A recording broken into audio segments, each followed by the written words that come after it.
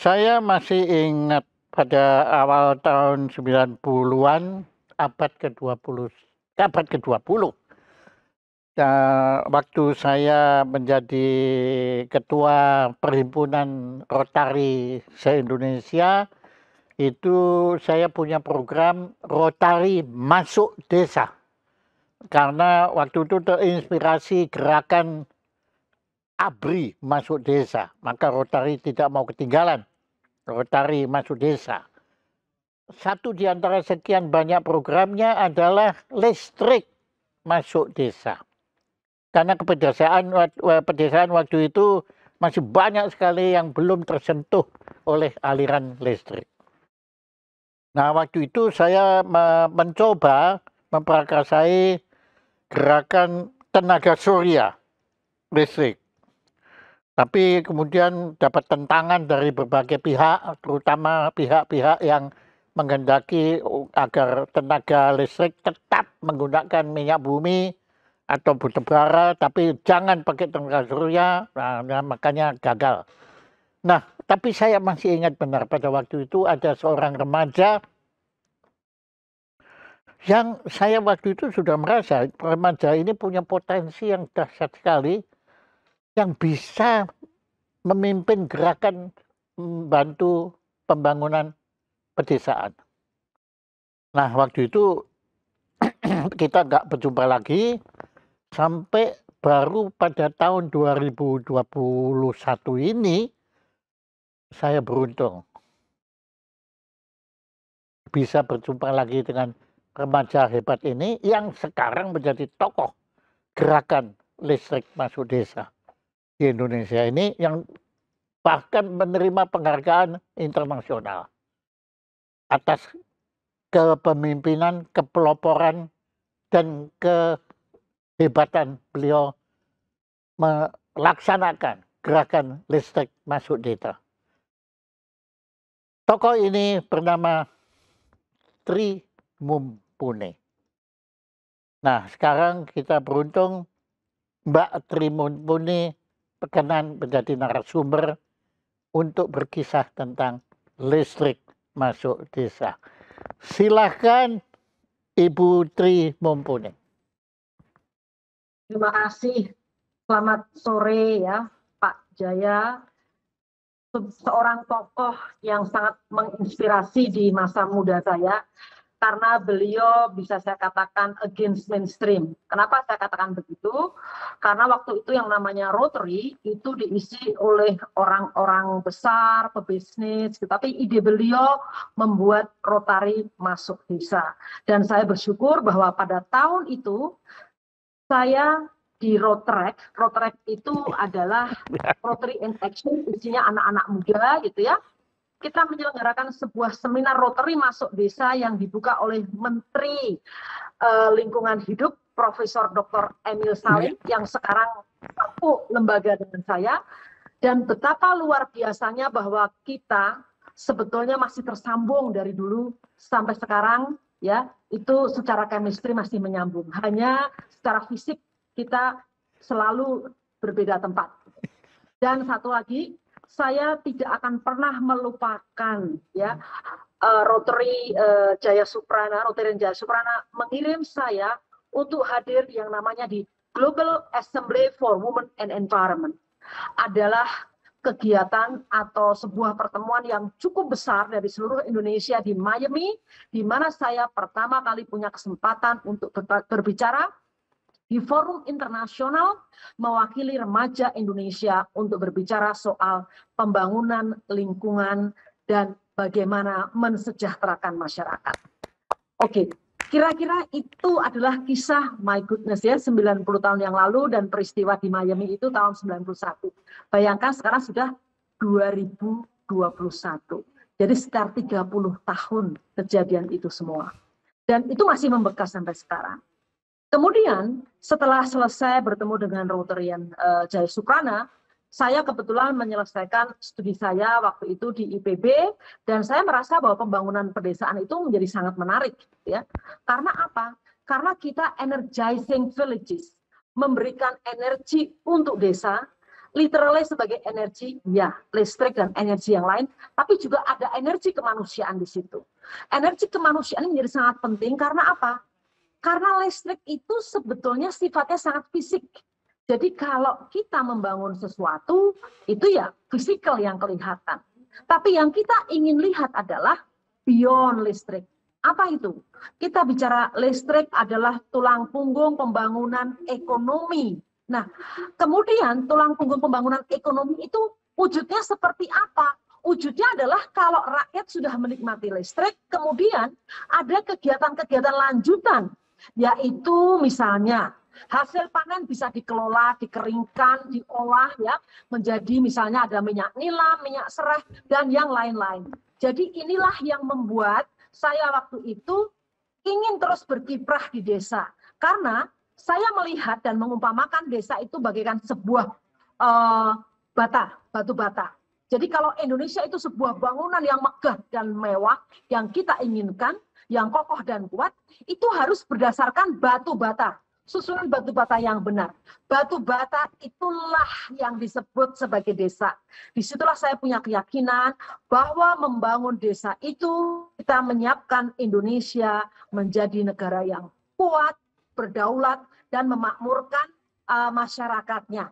Nah, hal ini yang saya rasa menjadi sangat penting untuk terus saya ingat dalam kehidupan saya. Karena saya tidak tertarik untuk masuk waktu itu menjadi birokrat atau berkarya di multinational companies, tapi saya berpikir bahwa desalah tempat kita bisa memberikan dharma bakti kehidupan kita. Didukung, alhamdulillah, saya menikah dengan anak ITB, yang dia sangat menguasai secara teknis, secara filosofi, dan dia saya sebut sebagai hardcore sosialis. Karena buat dia, kemakmuran Indonesia adalah harus kemakmuran yang berkeadilan, kemakmuran yang memberi warna, mensejahterakan masyarakat. Inilah yang saya rasakan sampai detik ini. Dan sekali lagi, ini tidak terlepas dari masa lalu saya di mana ada Rotarian Jaya Suprana dan orang-orang hebat yang saya temui di masa lalu ternyata itu sangat berpengaruh terhadap kehidupan yang sekarang. Saya kira itu kenapa saya kemudian committed ingin membangun desa. Alasannya memang sangat banyak, tetapi alasan yang paling konkret adalah desa adalah sumber kehidupan di mana Allah memberikan resources yang banyak di sana dan desa merupakan tumpuan dari ketersediaan sumber daya untuk membangun Indonesia di masa yang akan datang. Terima kasih. Pertama, mohon sampaikan salam hormat saya kepada suami Anda yang telah mendukung Anda dengan demikian tulus sampai Anda bisa berkarya seperti ini. Kedua, saya sampaikan penghargaan kepada Anda. Tadi Anda menyampaikan, ya Anda seorang sarjana, tetapi Anda tadi bicara bukan sebagai seorang sarjana. Anda bicara dari lubuk sanubari Anda yang terdalam, yaitu kedekatan Anda dengan masyarakat desa.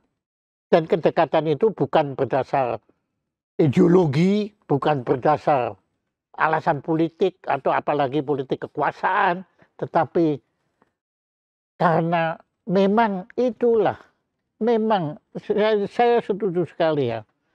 Memang kalau desa tanpa kota itu bisa. Tapi kota tanpa desa, don't dream about that. Ya. Nggak mungkin. Ya kota nggak mungkin didirikan kalau nggak ada desa. Pasti desa duluan. Baru kemudian pakai puncak-puncak pembangunan ini terbentuk kota. Maka Anda memang Anda memang sudah ditugaskan oleh Yang Maha Kuasa ya bahwa memang hidup Anda adalah untuk pedesaan. Dan Anda lakukan itu dengan penuh ketulusan dan penuh semangat. Bahkan tidak ada pamrih Anda. Anda tidak ada pamrih Anda cuma satu, yaitu bisa membantu masyarakat pedesaan ini untuk bisa lebih berkarya. Dan hebat sekali Anda memilih itu adalah alatnya adalah listrik. Dan saya yakin mau listrik, mau nanti sampai akhir zaman ya namanya listrik juga tetap listrik. Nah, tenaganya itu nanti akan berubah ya. Kalau dulu mungkin selama minyak bumi masih ada ya minyak bumi, nanti batu bara, tapi ya nanti ya kemudian tenaga surya, kemudian angin, air dan lain-lainnya itu. Nah, menurut Anda yang sudah ngelakoni perjuangan listrik masuk desa ini, bagaimana peta listrik di Indonesia ini di pedesaan terutama bagaimana, Mbak Tri Mumpuni? Silakan. Baik. Jadi pemerintah mengatakan bahwa sekarang ini kita sudah hampir 99% melistriki atau 98% melistriki. Tapi itu data adalah data yang berdasarkan pada statistik. Kalau saya berbicara data adalah real di lapangan yang saya lihat dan saya jalani. Kalau saya boleh jujur mengatakan ya, untuk saya melistriki itu adalah memberikan akses 24 jam dalam sehari, ya, 7 hari dalam seminggu, 360 dalam setahun. Ini adalah basic needs, kebutuhan listrik manusia. Tetapi kalau pemerintah itu adalah ya karena dia memang sangat besar organisasinya, mekanistik dan sangat berat bebannya di mana-mana.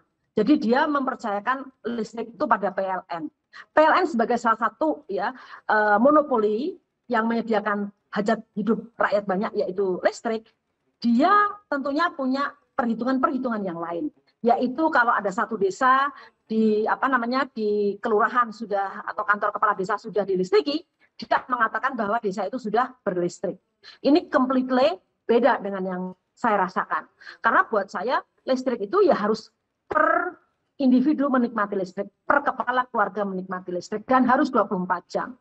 Program pemerintah kadang-kadang di daerah yang sulit itu memberikan akses listrik itu hanya 6 jam karena dia menggunakan high speed diesel atau kalau kita bilang bahan bakarnya BBM gitu ya, diesel oil gitu. Orang-orang salah kaprah menyebutnya solar gitu. Tapi sebenarnya itu diesel oil. Iya, solar. Padahal solar kan matahari. Oke. Ya, solar itu matahari gitu. Oke. Jadi terus kemudian saya melihat bahwa listrik ini karena menggunakan bahan bakar solar yang membawanya saja susahnya setengah mati, apalagi di pedalaman Papua, pedalaman Maluku yang saya melihatnya itu luar biasa, tidak masuk akal gitu ya. Tapi dipaksakan itu diterangi gitu, genset. Nah ini biasanya hanya bisa untuk menerangi selama 6 jam, at the maximum itu kalau untung banget itu ya nggak sampai lah 10 jam ya, karena nyala jam 6 sore nanti jam 10 malam itu 4 jam berarti dia akan mati, atau kadang-kadang jam 12 malam baru mati. Itu saya merasakan sendiri karena saya waktu itu berada di sana ingin membangun listrik dari pembangkit tenaga air skala kecil. Indonesia ini dirahmati oleh Tuhan ya, resources untuk energi terbarukan, energi bersih yang tidak mengotori lingkungan itu luar biasa. Dan buat saya percaya dengan yang Schumacher bilang small is beautiful, walaupun yang gede itu diperlukan. Tapi kita harus memberikan tempat, ruang atau space kepada orang-orang desa yang dirahmati Tuhan, yang di daerahnya ada sumber energi dari energi terbarukan, misalnya air, misalnya matahari, terus juga angin, kita ada biomass, biogas, biofuel, itu kita bisa. Dan yang lebih menarik sekarang ini ada yang namanya micro geothermal. Mikro ya, mikro, skala kecil. Kalau geothermal itu kan biasanya panas bumi yang superheated, 400 derajat Celcius, terus harus sangat kedalamannya luar biasa, menghabiskan banyak uang sampai $4 untuk ngebor gitu. Kalau mikro geothermal itu hanya khusus untuk bukan superheated, tapi hanya 85 derajat sampai 100 derajat sudah mampu menghasilkan listrik karena dia menggunakan heat transfer ya, transfer panas saja. Dan ini kita berada hidup di ring of fire, banyak gunung berapi, jadi banyak sekali tempat-tempat yang bisa dipakai untuk membangkitkan tenaga dari tenaga geothermal, tapi yang skala mikro, panas bumi yang skala mikro. Oke, itu teknologinya memang lalu dikembangkan, dan sayangnya waktu saya ke Amerika bertemu dengan Presiden Obama, saya minta bolehlah kita punya satu saja kecil pembangkit turbinnya gitu ya. Tapi ternyata memang tidak mudah, sampai detik ini juga kita masih selalu meriset gitu. Ini harapan saya, mudah-mudahan nanti kita banyak engineer kita yang mau, dan pemerintah memberikan kebijakan untuk segera meneliti itu, karena kita memang di ring of fire dan bisa punya tenaga geothermal skala kecil. Tetapi kembali kepada yang selama ini saya lakukan. Sebetulnya yang saya lakukan tidak hanya memberi listrik, karena sebetulnya saya menganggap listrik itu hanya sebagai pintu masuk untuk sebuah pembangunan. Jadi benar kita ingin lakukan adalah bagaimana ekonomi di desa itu bertumbuh dan masyarakat mendapatkan kemakmuran. Jadi listrik itu hanya alat pintu masuk. Bagaimana orang desa begitu yakin dan percaya bahwa kita mampu menghadirkan listrik, tentunya kita akan mampu untuk menghadirkan kegiatan-kegiatan yang lain. Trust building ini menjadi penting. Membangkitkan rasa percaya orang desa bahwa ketulusan kita, our trustworthiness ya. Saya bilangnya sih trustworthiness. Jadi betul-betul ditangkap oleh mereka. Dan tugas kita sebetulnya adalah bagaimana mengcapture atau menangkap greget atau passion orang desa. Karena hakikatnya desa itu harus dibangun oleh orang desa, bukan oleh kita. Kita hanya memfasilitasi. Terima kasih, kira-kira itu. Wah, bukan main. Anda di ITB sampai anunya waktu itu S3, S1, S2, S3. Tidak, saya lulus sarjana pertanian S1, tapi kemudian saya mengikuti banyak kegiatan-kegiatan non-degree program master tapi non-degree. Saya belajar soal lingkungan, saya belajar energi, dan saya belajar pembangunan berkelanjutan. Itu yang membuat saya merasa bahwa ternyata degree itu ya penting buat yang di universitas gitu. Tapi orang-orang seperti saya ini memang harus belajar banyak dari rakyat, karena sebetulnya ilmu itu harus digali, dan kearifan lokal di Indonesia ini begitu banyaknya, dan ini yang harus kita capture. Karena penting sekali, karena toh after all, pembangunan itu untuk mensejahterakan rakyat. Jadi kita harus tahu persis ritme kehidupan rakyat. Bahasa yang saya pakai adalah live in. Kita harus tinggal mendilute ya, potensi yang kita punya. Apakah itu teknologi, apakah itu cara berpikir, itu harus dilute. Harus menyatu dengan budaya setempat, dengan kultur yang ada, dengan kemampuan rakyat desa yang sangat sederhana. Sehingga kalau saya harus mengutip apa yang dikatakan Tan Malaka, kalau seorang yang mendapatkan pendidikan tinggi, kemudian merasa rendah kalau harus berkumpul dengan petani yang hanya bisa memakai cangkul, sebaiknya pendidikan itu jangan pernah diberikan. Jadi sekali lagi, Iya, tepat sekali. Tadi Anda cerita tentang Papua. Ya, Anda pernah tinggal di pedesaan Papua? Ya, saya tidak tinggal di terlalu lama seperti saya di Aceh misalnya ya, atau di tempat-tempat lain di Sumba sampai 3 bulan gitu loh. Karena memang kondisi keamanan Papua itu yang membuat kita datang kemudian hanya beberapa hari lah. Gitu. Tidak tapi sampai lama. Anda pernah datang ke sana, pasti melihat langsung ya? Oh, beberapa kali, dan saya bertemu dengan orang-orang lokal, dan saya sempat mengangkat satu anak dari Papua yang kita didik untuk mampu ya lulus untuk memahami bagaimana cara membuat listrik sendiri. Karena sebetulnya buat kami membangun itu bukan kami yang membangun adalah anak-anak muda dari daerah yang kemudian kita minta dia untuk sekolah, lulus sebagai seorang insinyur, dia harus pulang ke kampungnya dan membangun di sana dengan kita beri fasilitasi, ya, dengan kita beri fasilitas dan kita fasilitasi mereka, kita berikan infrastruktur sehingga mereka bisa mampu membuat ilmunya itu bermanfaat. Dan itu saya lakukan untuk satu anak yang kebetulan dia asli Papua. Tapi ada berita sedihnya. Berita sedihnya adalah dia sudah hebat, cukup hebat luar biasa, tapi kemudian dia menderita penyakit TBC, kami obati, tapi perlu waktu 6 bulan, saya suruh pulang lagi ke kampungnya di Merauke, bukan Merauke, pokoknya lebih dalam lagi, saya jadi lupa tiba-tiba ya, sangat dalam karena saya masih harus terbang lagi dari Jayapura itu sekitar 1 jam gitu. Di sana masih banyak yang pakai koteka gitu. Tapi begitu dia beristirahat di sana, kebiasaan teman-teman Papua ini, saya minta maaf banget, untuk minum minuman keras ini, yang kemudian membuat dia kembali kepada kulturnya, dan akhirnya dia meninggal dunia. Waduh. Itu yang kehilangan yang luar biasa besar buat saya, karena dia sudah bersama kita hampir 5 tahun, dan dia punya ilmu yang bisa dia terapkan untuk desanya. Kira-kira itu Pak Jaya. Waduh, nah, tadi Anda sebut Aceh. Ya. Anda pernah?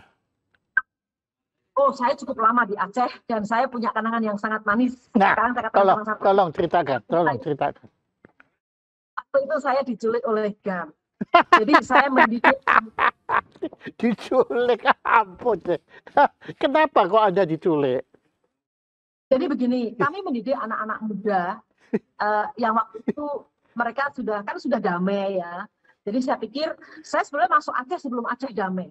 Jadi kami masuk ke daerah-daerah terpencil di mana GAM itu dideklarasikan gitu. Terus kemudian kami bertemu anak-anak muda gitu, yang saya pikir mereka hebat, dan memang mereka sebetulnya hebat gitu. Terus kemudian pada saat tsunami, Profesor Dr. Kuntoro Mangkusubroto datang, saya bertemu dan mengatakan tolonglah ini anak-anak dibantu. Dan saya katakan, kalian semua punya kemampuan. Nah, kalau mereka mampu membuat peluru, pasti mampu membuat turbin. Kalau peluru udah nggak bermanfaat karena perang sudah berakhir gitu ya. Gerilya juga sudah berakhir karena kita sudah ada perjanjian damai dengan Helsinki gitu loh. Tapi justru bagaimana kemampuan metalurgi Anda ini bisa dipakai untuk membuat turbin, dan turbin itu bermanfaat untuk memberi listrik kepada masyarakat Anda. Akhirnya mereka kami didik selama 2 bulan.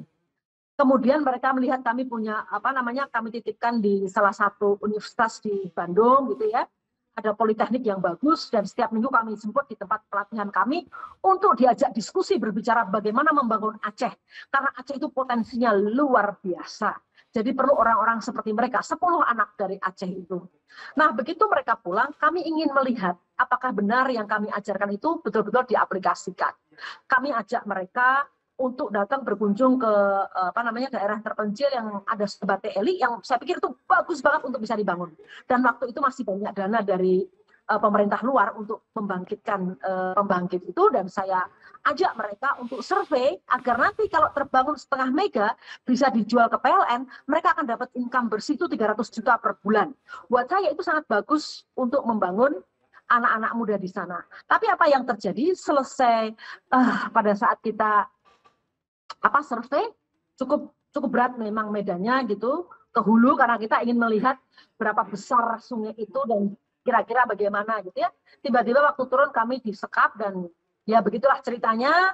Akhirnya saya dibebaskan jam 1 malam, tapi suami saya ditahan dan diminta uang 2 miliar, kalau tidak nanti kepala suami saya akan dikirim ke saya. Itu hal yang berat waktu itu saya jalani, dan Masya Allah gitu. Saya jadi ada rasa, aduh, benomongnya teman-teman saya, yang ngapain sih lo ke kampung-kampung gitu, selalu mengatakan begitu. Dan saya mengatakan, ya nggak apa-apa, ini pilihan hidup, saya mengatakan begitu.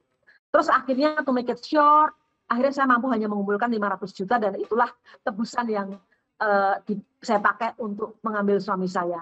Dan sedihnya lagi sekarang anak-anak yang menculik kami yang 10 orang itu rata-rata semua sudah meninggal dunia, karena ternyata mereka tidak selesai dengan saya. Kan saya sudah memaafkan, saya tidak mau ada diperpanjang lagi, bahkan waktu itu bagaimana mau diselesaikan dengan cara apa, silent operation atau bagaimana, enggak. Mereka adalah korban orang-orang yang tidak mendapatkan keadilan. Saya masih berpikir seperti itu. Jakarta sangat banyak mengambil resources Aceh, jadi sudah selayaknya mereka marah, dan saya representasi dari kemarahan mereka. Saya diculik, saya sudah ikhlas, nggak ada masalah. Tapi ternyata mereka masih meneruskan kegiatannya, dan akhirnya mereka meninggal satu persatu, dan ya sedih juga sih, karena sebetulnya mereka punya potensi untuk membuat Aceh lebih baik. Itu Rotarin Jaya. Tapi ya, jadi Anda itu sudah pegang uang tunai 500 juta.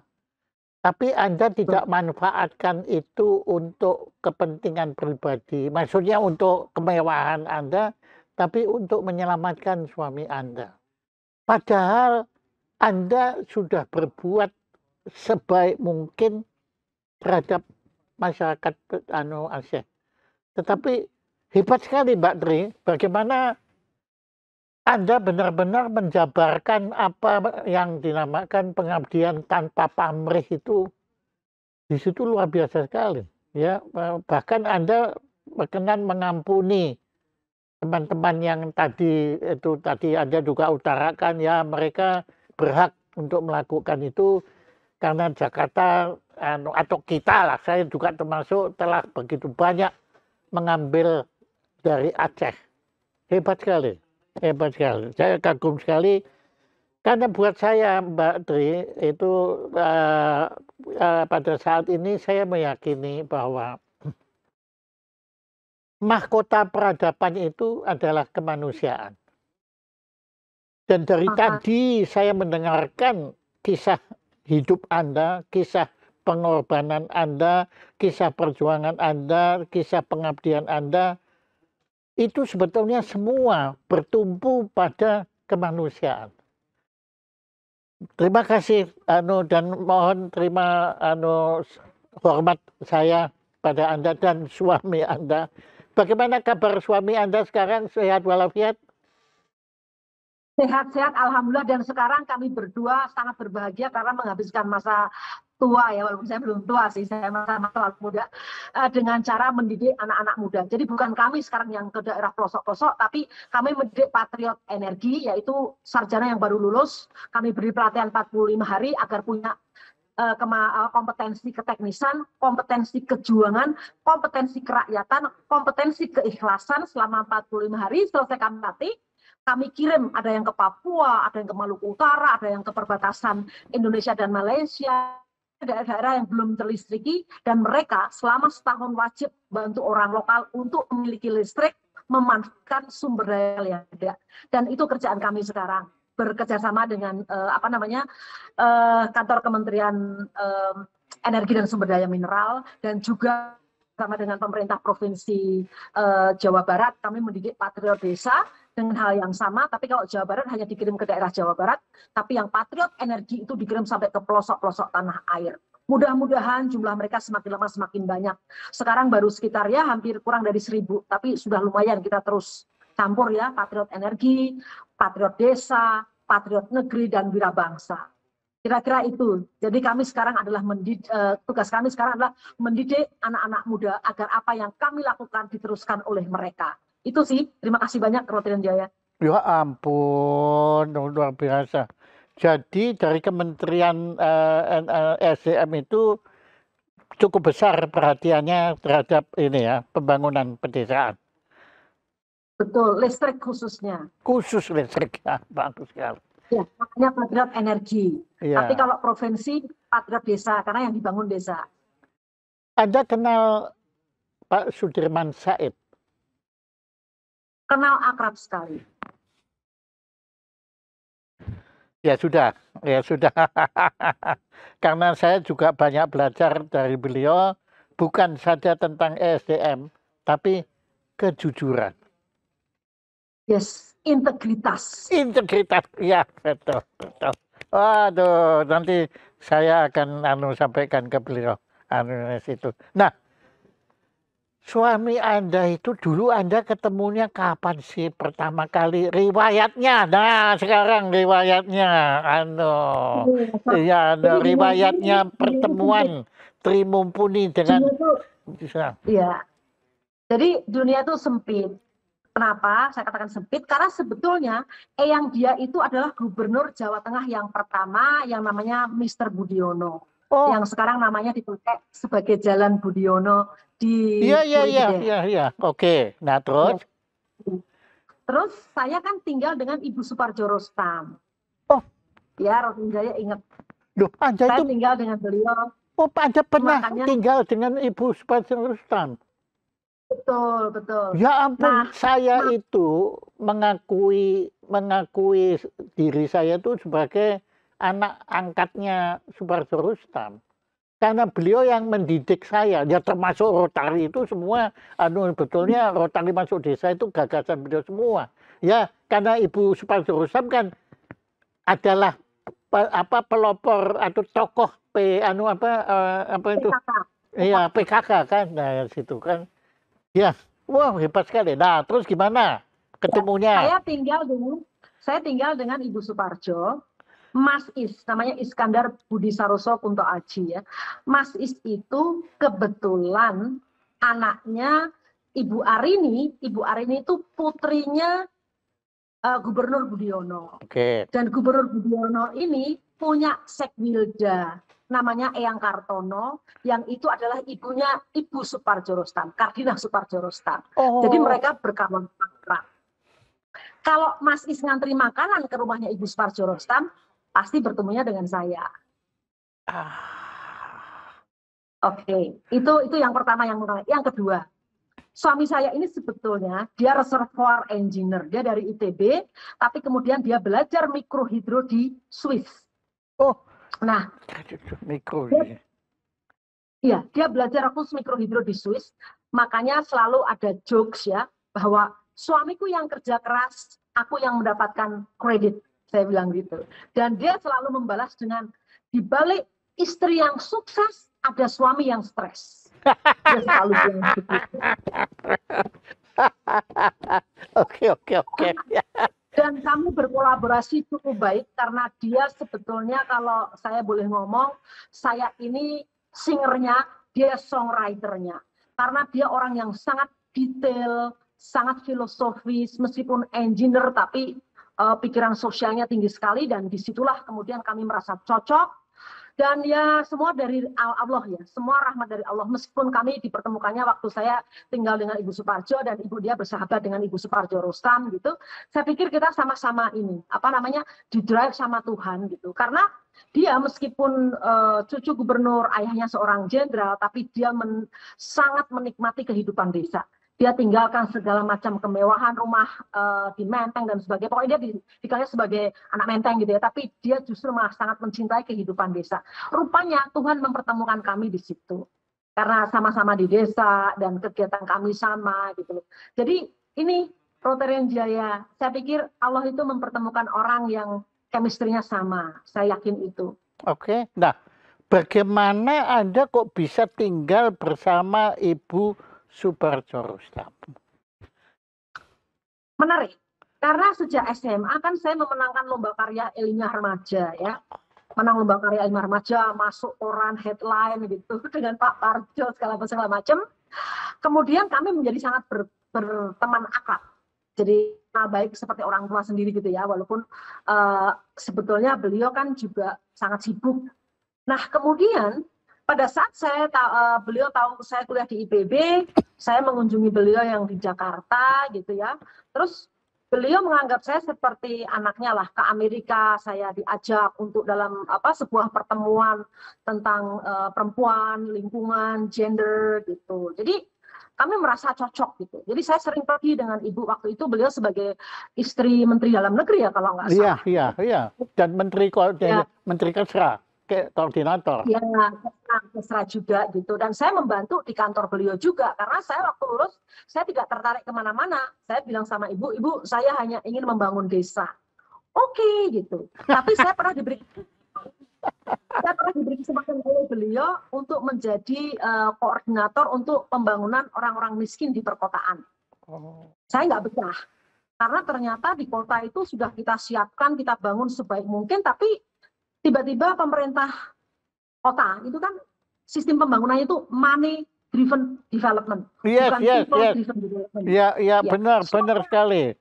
Siapa yang punya uang dia bisa mengatur bentuk kota. Sehingga sudah kami siapkan daerah kumuh, kami perbaiki, orang-orangnya kami beri kegiatan pekerjaan yang lebih baik. Minta maaf ini pekerja seks komersial kita rubah menjadi ahli salon dan sebagainya gitu ya. Ternyata tiba-tiba pemerintah mengatakan ini harus digusur. Wah, jadi resources kita yang sudah kita habiskan luar biasa itu ternyata sia-sia gitu. Jadi saya merasa, oh my goodness, ya sudahlah mendingan kembali ke desa, karena desa itu interest orang-orang kota itu lebih kecil. Jadi saya pikir disitulah kita betul-betul bisa devoted 100% terhadap kemajuan masyarakat. Oh, bukan main ya. Jadi Anda itu sebetulnya dulu bekerjanya di kantornya Bapak Suparjo Rostam? Namanya ini sebetulnya itu adalah sebuah lembaga non-profit ya, tapi owned by the government, itu ada Pak Emil Salim. Jadi tahun 85. Kemudian Pak Emil Salim. Iya, jadi namanya partnership. Pertama kali namanya Participatory and Development Forum. Kemudian berkembang menjadi Partnership and Development Forum. Saya disitulah.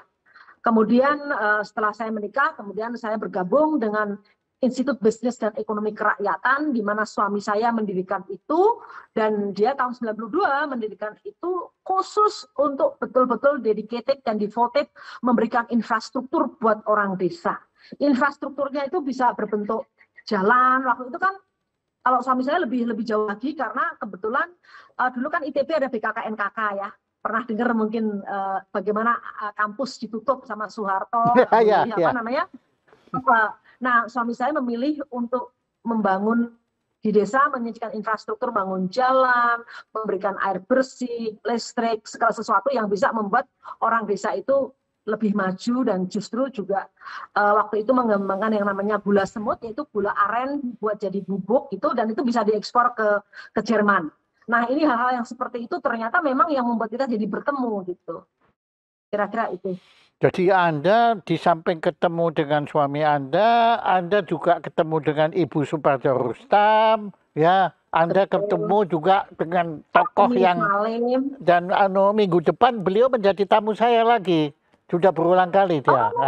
Iya, Ibu Profesor Salim usianya sudah 90, tetapi otaknya masih cemerlang sekali, luar biasa itu. Iya, kami sekarang sama-sama dipertemukan oleh Pak Jokowi di Badan Riset dan Inovasi Nasional, dan Pak Emil salah satu yang sangat vokal, luar biasa. Saya bahagia sekali bisa bertemu beliau.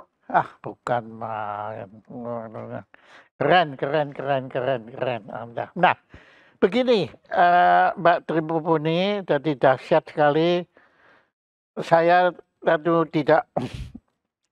tidak sadar bahwa Anda akan menjadi tokoh pedesaan nasional yang demikian meyakinkan sekali, dan saya juga merasa ya di satu sisi saya malu terhadap Anda karena Anda masih terus gigih berjuang.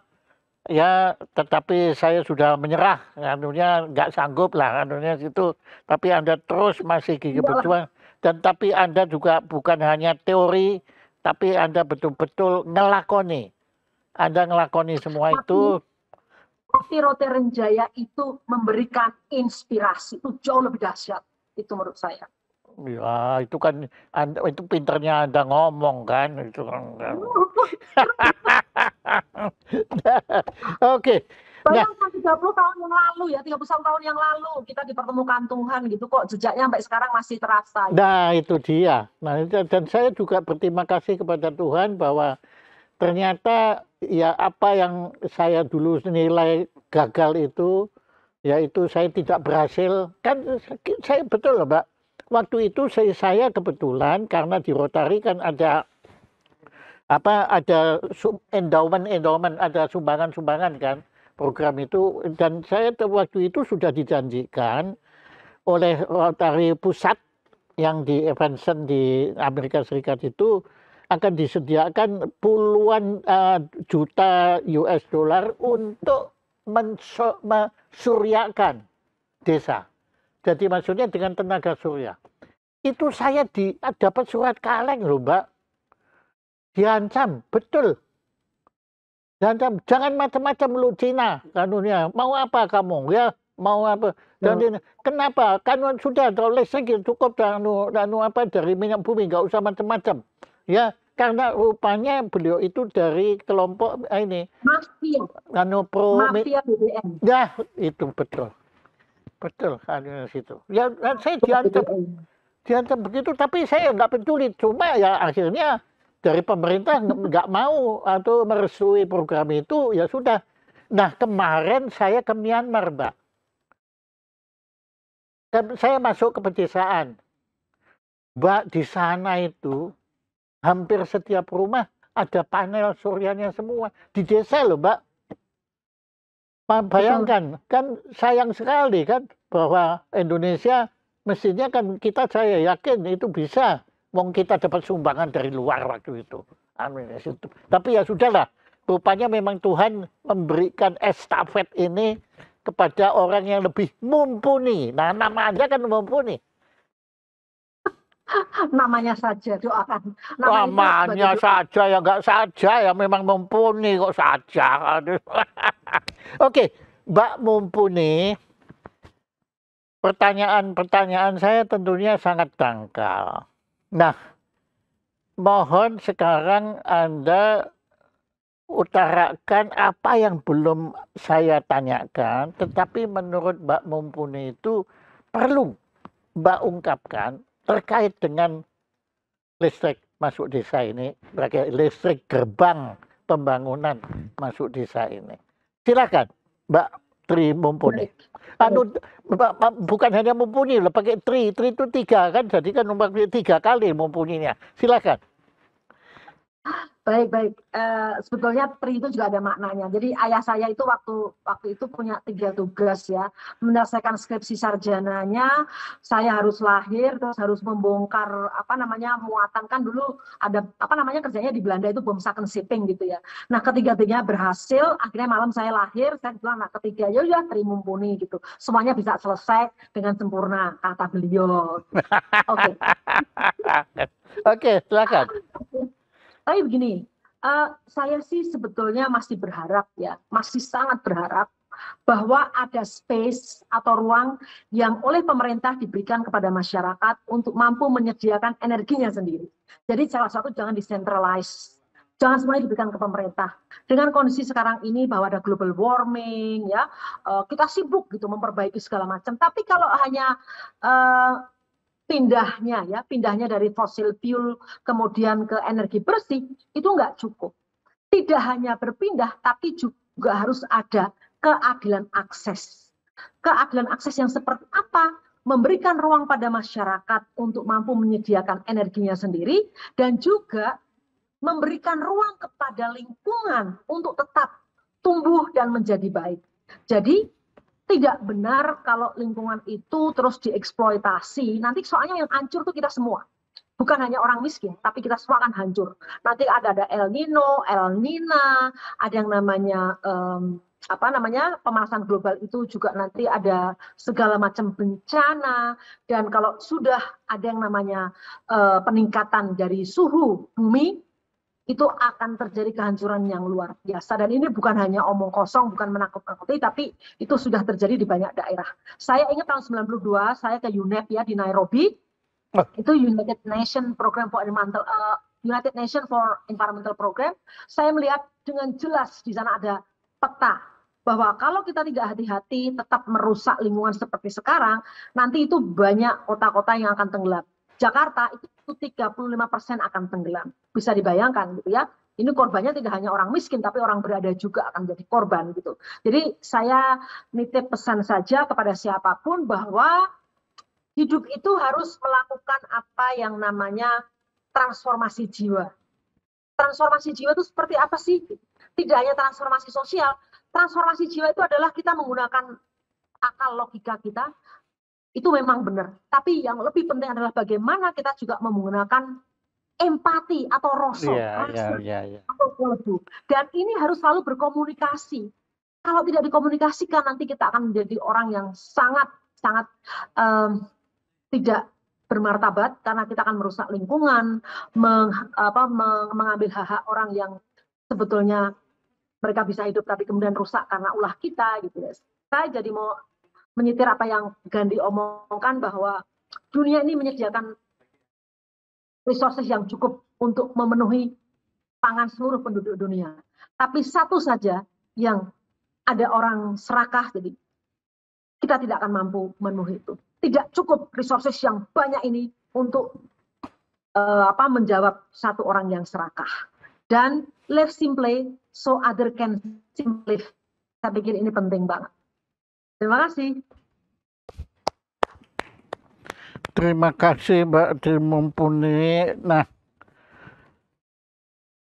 saya tidak punya apa-apa Mbak Tri Mumpuni, dan saya cuma akan mengirimkan piagam sangat sederhana ini ya dari Jaya Suprana Institute ucapan terima kasih kepada Bu Tri Mumpuni yang telah berkenan menjadi narasumber acara sederhana kami dengan tema gerakan listrik masuk desa. Tepuk tangan untuk Ibu Tri Mumpuni. Terima kasih Rotarian Jaya, terima kasih. Semoga selalu sehat nanti kopi darat. Terima kasih. Terima kasih, terima kasih.